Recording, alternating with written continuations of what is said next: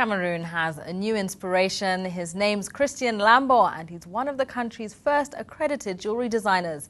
But it's a craft he couldn't learn in his home country. Thulit caught up with him in Johannesburg, South Africa.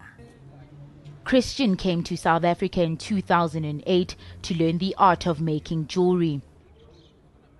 He couldn't speak, read or write English, but he was determined to make it. My career for my future, I think this is actually a new beginning for me. Yeah. Christian Lambo has come a long way, but his true test will be opening his own company in Cameroon, where he'll be giving aspiring jewelry designers a chance he never had on home soil. It was a slow start to Kenya's historic elections.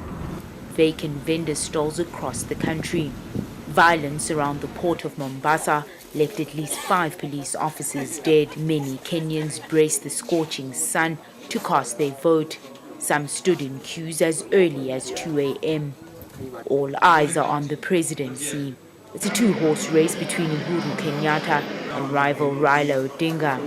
If we have spoken, if you have said we have accepted you, go by that. If you have said we have rejected you, respect that. 42-year-old Themba Nkosi has spent much of his time behind bars. It's not his real name. He fears persecution from his neighbors and his former friends. But mustn't get much of it. We are good boys. We go so that we can have money. He's out of prison now but can't get a job. He's a professional gambler for a living. Themba says his life may have been different if facilities like this one were around. It's South Africa's first government-sponsored halfway house. The pilot initiative houses 6 young men, all convicted of theft. They'll stay here for the next 2 years, making the transition from prison to life outside. In terms of nurturing, I feel like, first of all, we've already got so many things here. We've got a prison and now we have a halfway house. So I feel like a lot of people are going to feel a bit apprehensive about that. I live basically 5 houses away from the halfway house, so I'm so going to be there for them in every way. But whatever your stance, time is what's needed to see if initiatives like these will make a real difference. Thulit, E-News, Johannesburg.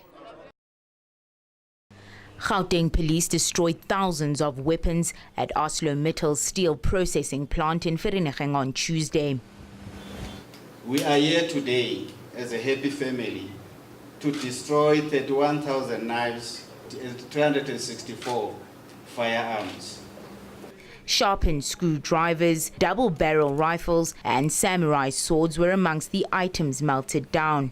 Gela thanked people for tipping police off about crime and encouraged them to continue this cooperation. Thulit for SAPA.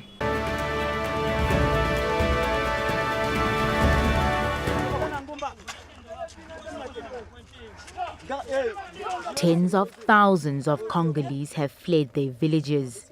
The M23 rebel group has made many advances and attacks. Many of the displaced have fled to Mugunga camps where aid is sorely lacking. The World Food Programme is struggling to fund its operations in the DRC's volatile east. You can find a family of 10, and out of these 10 people, they only give food to 5 of them. It's not enough. This portion cannot feed us until the end of the month. The World Food Programme must come up with $70 million to fund its operations for the next 6 months. The food agency had planned to give food aid to 4.2 million people in the vast Central African country by the end of 2015.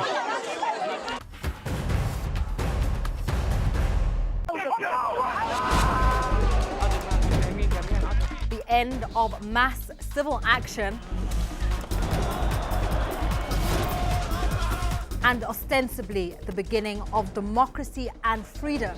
But as one crisis is resolved, an older one resurfaces One person was killed and 29 injured in grenade attacks in Nairobi. E-News Africa, every night at 7 p.m. on eBotswana. Join me, Chris Maruleng, as I take you on a journey across Africa. We're coming to you from Juba, from Cairo in Egypt. From the scorching sun in Africa's newest nation to the banks of the world's longest river. This river may very well have to flow through an additional state towards its final course. I've brought you the plight of the continent's magnificent wildlife. What can be done to save these majestic beasts? And provided a platform for Africa's voices to be heard. Give me a second first before you... Can I answer your question? Okay, just hold on a second. Africa 360. See Africa like you've never seen it before. Thulit, Johannesburg.